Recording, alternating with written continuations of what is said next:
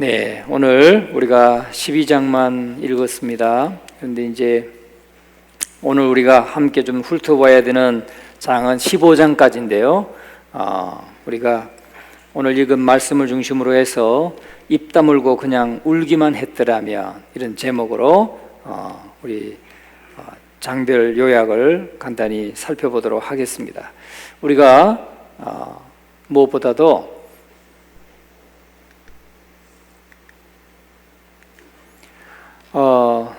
여러분 지도가 좀 잘 보이시는지 모르겠어요. 이스라엘 백성들이 고센 땅을 출발했죠. 고센 땅이 여기입니다. 람셋, 고센 땅 람셋을 출발해서 숫곳을 거치고 에담 술광야, 또 믹도를 지나 비하이롯, 바알스본, 마라, 엘림, 그 다음에 돕가, 르비딤 거쳐서 시내산에 왔습니다. 여기까지 오는 동안에 오는 기간이 한 2개월 정도 됐고요. 3개월째 되는 때에 이 시내산에 도착합니다. 그리고 레위기가 기록된 것이 여기서 약 한 달 정도의 기간을 시내광야에서, 시내산에서 체류하고, 오늘 본문에 우리가 민수기서를 보면은 민수기가 이제 여기서 이제 시내산에서 1년 동안 체류하죠. 1년 동안 체류하고 1년 동안 체류하고 이제 출발을 해서 가데스 바네아가 여기에 있습니다. 가데스 바네아에서 브엘세바는 가깝습니다. 그래서 오늘 말씀에 보면 출애굽한 지 2년 1월이니까 이 시내산에서 1년 정도를 체류하고 2년 1월에 가데스 바네아를 향해서 출발했다 하는 거죠. 가데스 바네아를 출발했습니다. 이렇게 이스라엘 백성들이 1년여간 머물면서 이제 준비 과정을 마치고 시내산 아래 시내 광야를 떠나서 약속의 땅인 가나안 땅을 향해서, 가나안 땅의 관문이라고 할 수 있는 이 바로 여기서 브엘세바로 올라가고 헤브론으로 가고, 여기 예루살렘이니까 바로 이 도로상에 있는 겁니다. 그러니까 관문이죠. 현재로서 이렇게 이집트하고 이스라엘 땅의 경계선이 여기에 있습니다. 그러니까 이 가데스 바네아는 이스라엘로 들어가는, 이 가나안 땅으로 들어가는 관문이다, 이렇게 말할 수 있는 거죠. 출애굽한 지 2년 1월에 성막을 세우고, 그리고 인구조사를 실시하고 6월절을 지키고 떠날 준비를 마치고 나서 2월 20일에 출발한 거예요. 그러니까 만 1년이 지나고 2년째 2월 20일에, 그러니까 만 1년 1개월 20일이 지난 다음에 가데스 바네아로 올라가게 됩니다. 그래서 하나님과 이스라엘 백성들의 의사소통은 구름 기둥과 또 은나팔로 신호를 주고 그들은 이동을 했습니다. 완벽한 준비를 마치게 된 것이죠. 그렇게 해서 오늘 우리가 민수기 11장을 오전에 말씀을 들었는데, 민수기 11장에서 그들이 악한 말로 하나님을 원망하고 하다가 하나님의 여호와의 불에 심판을 받고 또 많은 사람들이 죽게 되었다. 그래서 탐욕의 무덤에 대해서 우리가 11장에 마무리하고 있는 것을 볼 수가 있어요. 그리고 이제 12장, 오늘 우리가 읽은 12장은 모세가 구스 여인을 취하였다고 했습니다. 모세가 바로 이 출애굽할 때 섞인 무리들, 그들로 인해서 아프리카 에티오피아 여인을 취했다고 했는데, 아마 또 다른 부인을 얻었는지 아니면 그냥 어떤 같이 동침하는 그런 범죄를 했는지, 그거는 정확하게 알 수 없습니다. 단지 구스 여인을 취했다 하는 거죠. 이방 여인을 취했다는 것이 문제가 됐어요. 그래서 공동체의 리더인 모세가 잘못했고, 모세가 문제의 빌미를 제공했어요. 그러니까 그의 형 아론과 누이 미리암이 그것을 모세를 불러놓고 모세, 이래서 되겠느냐, 네가 지도자인데 이 이스라엘 백성들 앞에서 이렇게 이방 여인을 아무래도 출애굽할 때 데려온 그 무리 중에 한 사람이라고 보는데 이렇게 해서 되겠느냐? 이렇게 좀 꾸짖거나 아니면 뭔가 좀 훈계를 했다면 좋을 텐데 그렇게 하지 아니하고 이 미리암과 아론 그러니까 아론과 미리암이 모세를 비방하고 다녔다는 거예요. 모세를 사람들 앞에서 모세를 비방하면서 다녔던 것입니다. 그래서 거기에는 여러 가지 생각이 있는 것이죠. 자, 그래서 우리가 1절 말씀, 2절 말씀 같이 한번 읽어보겠습니다. 모세가 구스 여자를 취하였더니 그 구스 여자를 취하였으므로 미리암과 아론이 모세를 비방하니라. 구스 여자를 취한 것 때문에 미리암과 아론이 모세를 비방하고 다녔다는 거예요. 그러니까 모세에게 직접 말하지 아니하고 다른 사람들에게 모세의 지금 흠결을 잡고 모세의 권위를 떨어뜨리고 그렇게 했다는 거죠. 그래서 2절에 가면 같이 읽어봅니다. 그들이 이르되 여호와께서 모세와만 말씀하셨느냐 우리와도 말씀하지 아니하셨느냐 하매 여호와께서 이 말을 들으셨더라. 그러니까 아론과 미리암이 지금 그렇게 말하고 다니는 이유가 있어요. 이유가 아니 하나님이 모세 너하고만 말씀하시더냐? 우리하고도 말씀하신다. 그 너나 나나 똑같은 거 아니냐? 너나 나나 뭐 다를 바가 뭐가 있냐? 우리도 하나님이 우리에게 말씀하시고 너에게도 말씀하시고. 그러니까 다시 말하면 아론과 미리암이 교만한 마음, 또 시샘하는 마음, 이런 마음이 있었기 때문에 지금 그렇게 했다는 거죠. 그래서 여호와께서 이 말을 들으셨더라. 그렇게 말하고 있어요. 그리고 3절에 가면은 같이 읽어봅니다. 이 사람 모세는 온유함이 지면의 모든 사람보다 더하더라. 여호와께서 갑자기 모세와 아론과 미리암에게 이르시되 너희 세 사람은 회막으로 나오라 하시니 그 세 사람이 나아가매. 하나님이 모세를 칭찬하셔요. 이 사람 모세는 온유함이 이 지면의 모든 사람보다 더하더라. 이 온유함이라는 게 뭐예요? 온유함이라고 하는 것은 온순함을 말하지 않습니다. 온순함을 가리키는 말이 아니고 온유하다라고 하는 것은 기질은 다혈질이고 황소와 같은 힘이 있고 또 뭐 강하다 할지라도 그것을 훈련받은 것을 말해요. 훈련받아서 절제하는 것을 말해요. 우리가 황소가 힘이 있잖아요. 황소가 힘이 세고 힘이 있지만은 뭘로 제어됩니까? 콧뚜레로 제어가 돼요. 보니까 어릴 때 보니까 정말 어느 정도 이렇게 좀 이렇게 자라고 힘이 있어지게 되면 코를 뚫더라고. 그래야 제어할 수가 있어요. 통제할 수가 있어요. 그렇지 않으면 황소는 어떻게 제어할 방법이 없어요. 힘이 너무 세기 때문에. 그렇지 않습니까? 바로 콧뚜레를 깨는 것을 말하는 거예요. 그 황소가 힘이 세고 또 좀 기질도 아주 막 그냥 좀 강하죠. 암소보다는 황소가 기질이 강하고 잘 들이받기도 하고 그렇지만 콧뚜레를 끼므로써 연약한 사람에게도 통제를 받고 제어를 당하는 것처럼 이렇게 훈련받는 것을 말해요. 그래서 온유함이 지면의 모든 사람보다 더했다 하는 것은 타고난 기질은 다혈질적이고 과격하고 막 힘이 있고 강하다 할지라도 늘 다스림을 받는 거죠. 겸손히 다스림을 받고 또 인도함을 받는 것을 온유함이라고 했는데 모세는 그 형 아론과 누나 미리암이 자기를 비방하고 다닐 때 아마 모세는 굉장히 힘이 센 사람이잖아요. 과격한 사람이에요. 모세가 애굽에서 도망갈 때 왜 도망했습니까? 사람을 쳐 죽인 사람이에요. 그 정도로 강한 사람이에요. 여러분은 그런 경험 없잖아요. 그죠? 사람을 주먹으로 때려서 죽인 경험이 없으시잖아요. 그런데 모세는 그런 경험이 있는 사람이라.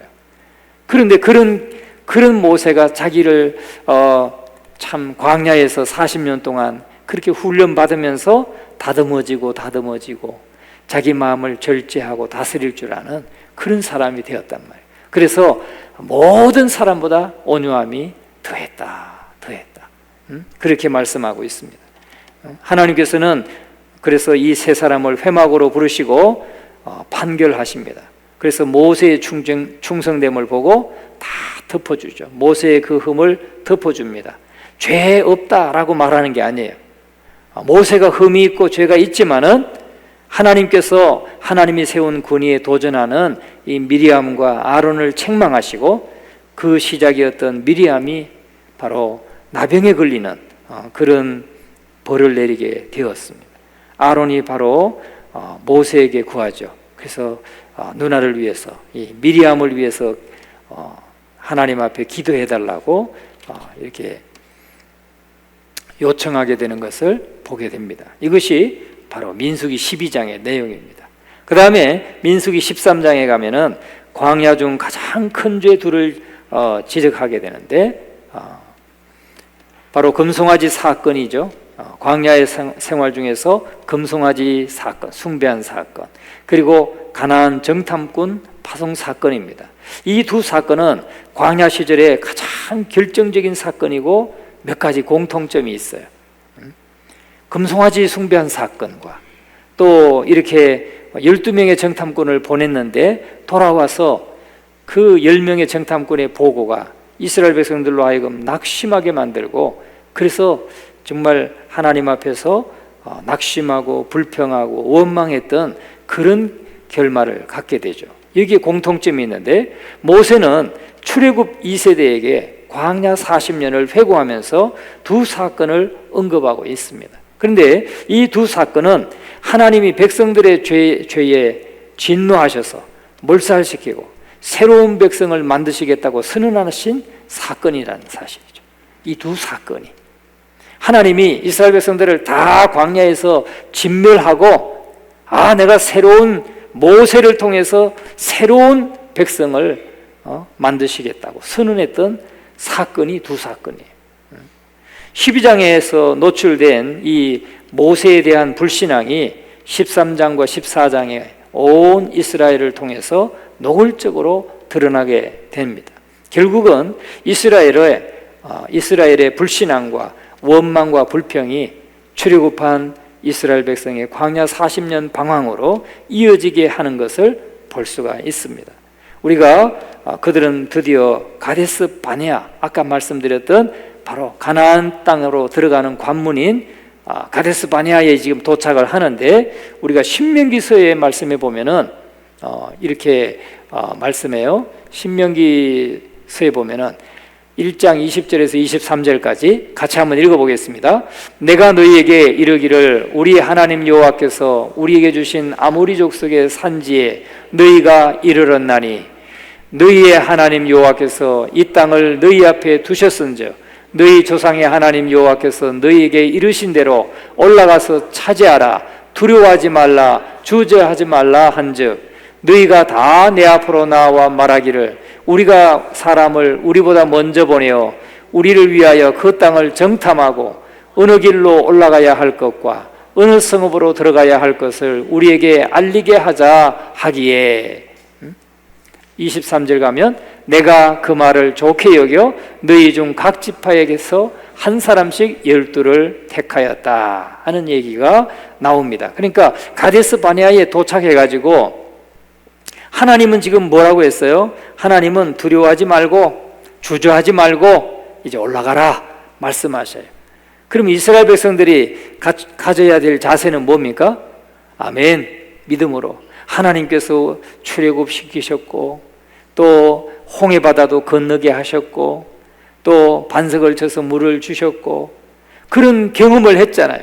하나님을 믿고 그저 아멘 하고 순종하고 올라가면 됐잖아요. 그런데 금송아지 숭배하고 이렇게 하니까 이건 결국은 뭘 말합니까? 불신앙이죠. 불신앙. 불신앙을 나타내게 된 거예요.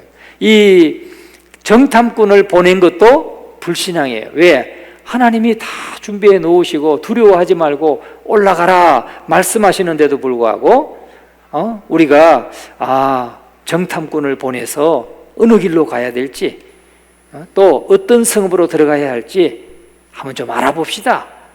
이렇게 요청한 거예요. 결국은 무엇에서 출발한 겁니까? 불신앙에서부터 출발한 것이다 하는 거죠.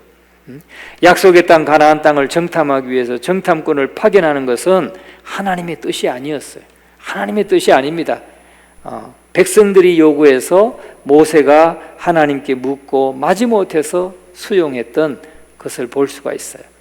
가나안 땅은 하나님께서 주신다고 약속했기 때문에 하나님의 명령에 순종하고 올라가서 정복하기만 하면 되었는데, 백성들이 하나님의 계획을 거부하고 확인해 보아야겠다고 했던 것입니다. 그것이 민수기 13장 또 나오죠. 민수기 13장 18절에서 20절에 나오고 있어요. 같이 한번 또 읽어봅니다. 그 땅이 어떠한 땅인지 정탐하라. 곧 그 땅 거민이 강한지 약한지 많은지 적은지와 그들이 사는 땅이 좋은지 나쁜지와 사는 성읍이 진영인지 산성인지와 토지가 비옥한지 메마른지 나무가 있는지 없는지를 탐지하라. 담대하라. 또 그 땅의 실과를 가져오라 하니 그때는 포도가 처음 익을 즈음이었더라. 자, 여기 보면 하나님께서 하나님의 권능과 기적으로 구원해서 출애굽해서 여기까지 인도하셨잖아요. 가데스 바네아까지 인도하셨어요. 그러면 이 땅을 주신다고 하셨으니까 그 땅의 거민이 강한지 약한지, 또 그 땅이 좋은지 안 좋은지 산성인지 진영인지 알아보라는 겁니다. 여러분, 그런데 여기에 문제가 있어요. 그러면 지금 광야에 나왔잖아요. 출애굽해서 이 광야에 왔고 가나안 땅 턱 밑에까지 와 있어요. 가데스 바네아까지 와 있어요. 그런데 좋으면 올라가고 안 좋으면 안 올라갈 건가요? 안 좋으면 그냥 광야에 살 건가요? 아니면 애굽으로 다시 돌아갈 건가요? 이스라엘 백성들에게는 그를 선택의 여지가 없는 거예요. 출애굽했으면 약속의 땅 가나안으로 가야 돼요. 왜? 거기가 젖과 꿀이 흐르는 땅이고 하나님이 허락하신 땅이니까 가야 되는 겁니다. 그렇지 않고 그냥 광야에서 난 머물러 있겠다고 그렇게 할 수 없는 거죠. 좋으면 올라가고 안 좋으면 안 올라갑니까? 그냥 광야에서 살 것인가요? 아니면 애굽으로 돌아가서 다시 종로로 할 것인가요? 그거 아니잖아요. 그래서 지금까지 인도해 오신 데까지도 보면 자기 힘으로 싸운 거 아니잖아요. 홍해 바다를 가르는 것도 자기 힘으로 한 거 아니고, 아말렉과 싸운 것도 자기 힘으로 한 거 아니고, 하나님께서 인도하셨고 하나님께서 도우셨기 때문에 지금 그 자리까지 왔는데, 이 하나님께 대한 불신앙이 지금 그들에게 지금 아직도 불신앙이 가득 차 있는 것을 볼 수가 있는 것입니다. 그래서 여기에서 문제가 된 것이죠. 어쨌든 40일 동안 정탐하고 돌아와서 보고하는 모습이 이제 25절부터 33절까지 나옵니다. 그곳은 젖과 꿀이 흐르는 땅이랍니다. 그리고 포도는 둘이 매일 정도로 아주 튼실하고 비옥한 땅입니다. 그러나 그곳의 거주민은 강하고 성읍은 강대하고 견고하고 그들이 우리보다 강하니까 우리는 올라가서 차지하지 못합니다. 이렇게 12명 가운데 10명이 그런 보고를 합니다. 그러면 어떻게 됩니까? 하나님의 뜻은 지금 올라가서 차지하라는 것인데 10명이 갔다 와가지고 그 땅은 너무 젖과 꿀이 흐르고 비옥하고 포도 열매도 이렇게 크고 거주민도 성읍도 견고하고 또 아주 강대하고 기골이 장대하고 절대 우리는 못 올라갑니다. 이렇게 10명이 보고한다면 여러분은 어떻게 하시겠어요? 오늘 우리가 참 하나님의 교회가 항상 깊이 생각해야 되는 게 그거예요. 많은 사람이 원한다고 그게 진리가 아닌 것입니다. 물론 많은 사람이 가급적이면 많은 사람이 선택하는 것을 따르죠. 왜? 서로 좀 원망 없이 불평 없이 좀 일을 이루기 위해서 그렇게 하긴 합니다. 그런데 하나님의 절대적인 뜻은 그게 아니에요. 우리가 기도하면서 하나님의 뜻을 찾아야 되는 거예요. 그래서 우리는 하나님의 교회 일꾼을 세울 때도 기도하고 늘 하나님 앞에 기도하는 삶, 늘 하나님과 교통하는 삶, 그게 있는 사람을 찾으려고 하는 거예요. 열심히 봉사만 하는 게 아니고 하나님의 뜻을 좀 찾고, 그래서 하나님이 원하시는 것이, 진정으로 원하시는 것이 무엇인가를 늘 고민하고 찾고 하나님의 뜻을 들으려고 하는 사람, 그런 사람이 하나님의 교회 일꾼이 돼야 되는 거예요. 그래야 하나님이 기뻐하시는 뜻을 쫓아갈 수가 있는 거예요. 이스라엘 백성들이 12명의 정탐꾼을 보냈지만은 10명은 아이고 우리 못 갑니다. 아이고 그 사람들하고 우리 상대 안 됩니다. 아이고 그 사람들은 기골이 장대하고 성읍도 견고하고 아유 안 돼요, 못 해요. 10명이 그러면 아 그렇구나, 안 되는구나 하고 사람들이 그냥 낙심하고 통곡하게 되었던 것이죠. 우리가 민수기 13장 32절 말씀을 같이 한번 읽어봅니다. 이스라엘 자손 앞에서 그 정탐한 땅을 악평하여 이르되 우리가 두루 다니며 정탐한 땅은 그 주민을 삼키는 땅이요 거기서 본 모든 백성은 신장이 장대한 자들이며, 장대한, 신장도 장대하다. 우리는 할 수 없다, 하나님이 할 수 없다, 그런 말이죠. 그러니까 이 사람들은 지금 하나님이 자기들을 이끌어서 그 땅에 인도해 드리려고 하는 게 하나님의 뜻이라는 것을 다 잊어버렸어요. 다 잊어버리고 그냥 현실적인 것만 보고 못한다고 지금 말하고 있는 거죠. 하나님을 빼놓고 계산하고 있는 것입니다. 오늘 저와 여러분은 늘 우리의 신앙과 삶에서 늘 하나님의 뜻을 찾는 삶이 되어야 될 줄로 믿습니다.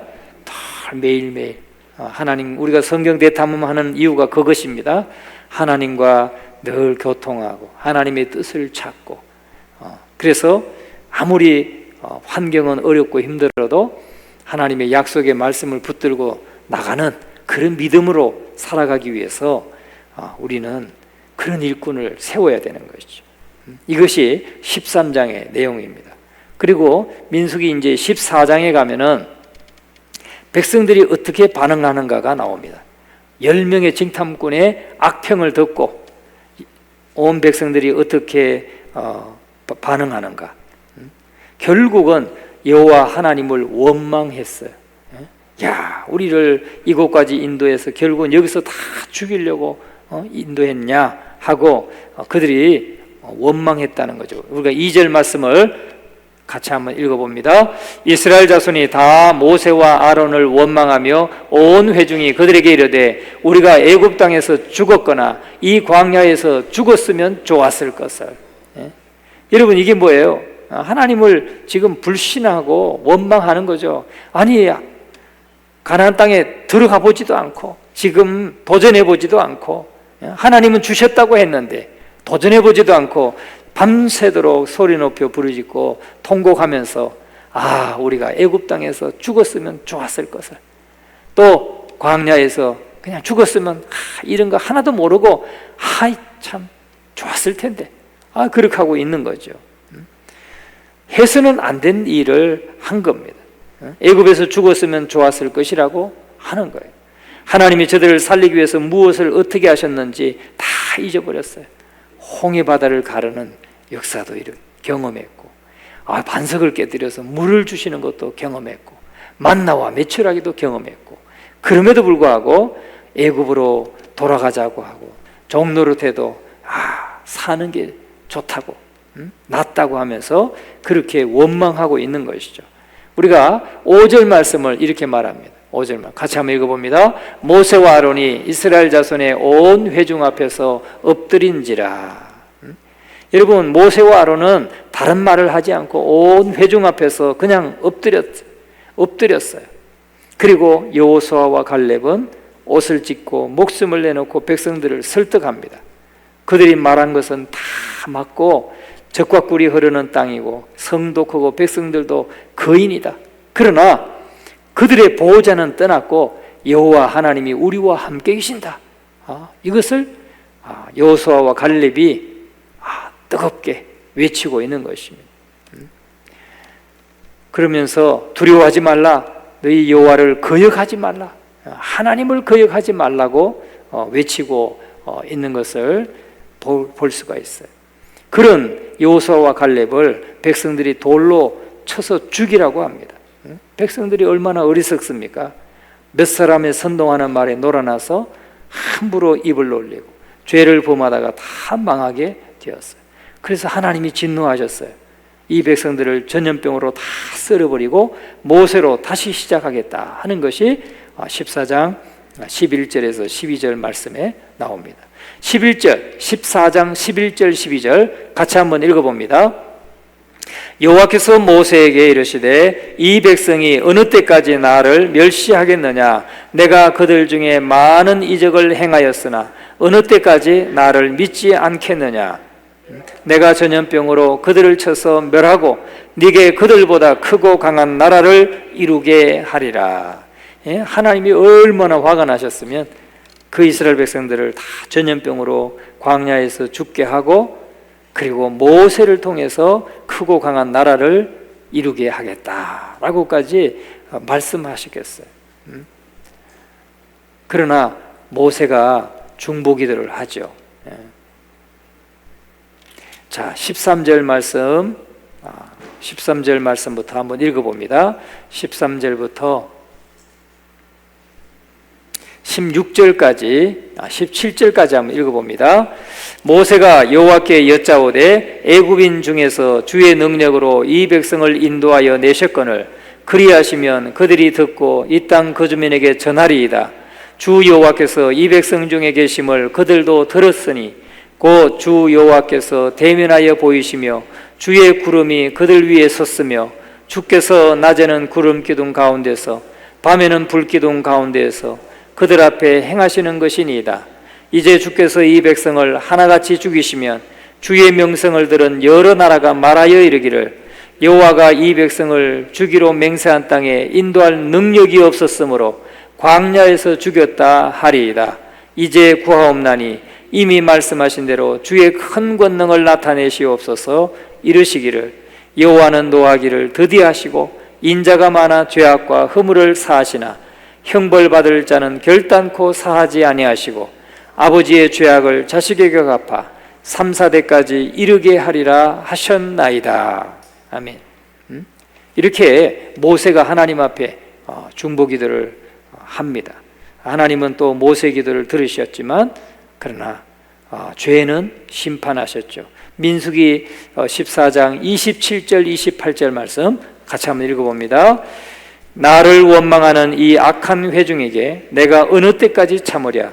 이스라엘 자손이 나를 향하여 원망하는 바 그 원망하는 말을 내가 들었노라. 그들에게 이르기를 여호와의 말씀은 내 삶을 두고 맹세하노라. 너희 말이 내 귀에 들린 대로 내가 너희에게 행하리니.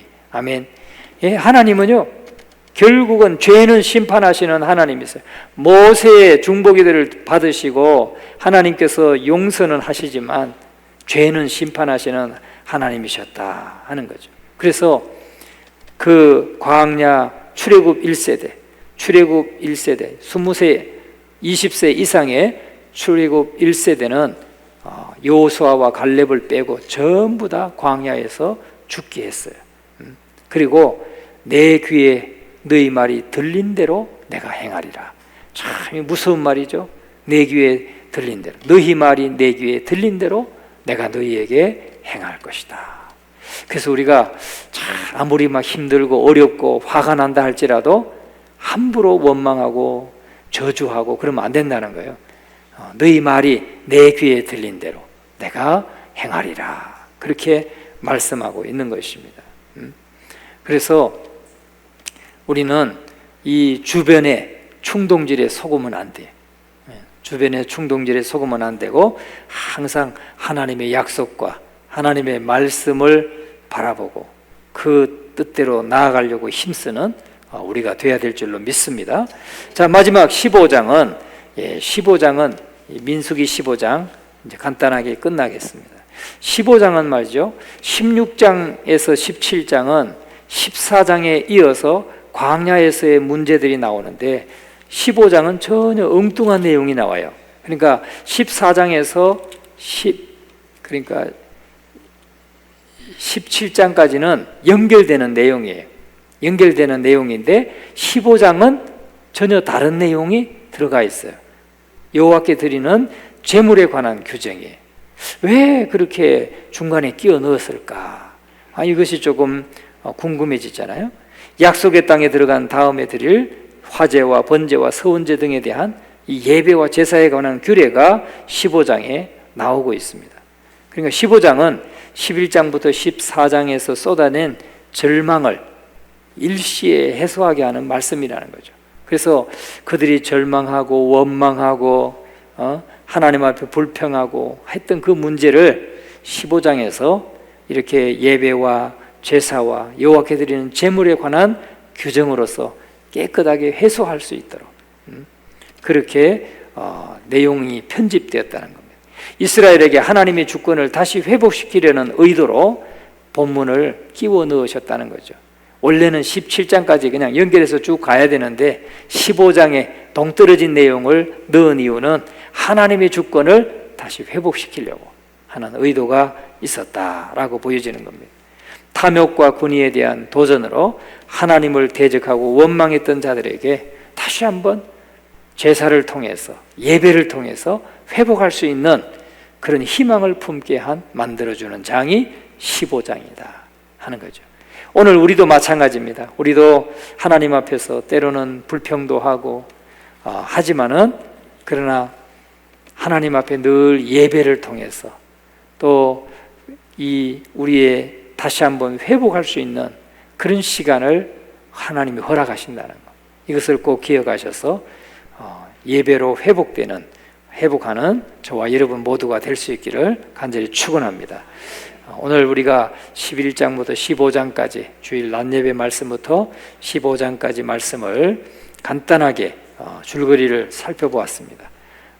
우리가 이 민수기를 통해서 하나님께서 어떻게 우리의 삶을 인도하시는가를 또 볼 수 있는 귀한 은혜의 시간이 되기를 간절히 바랍니다.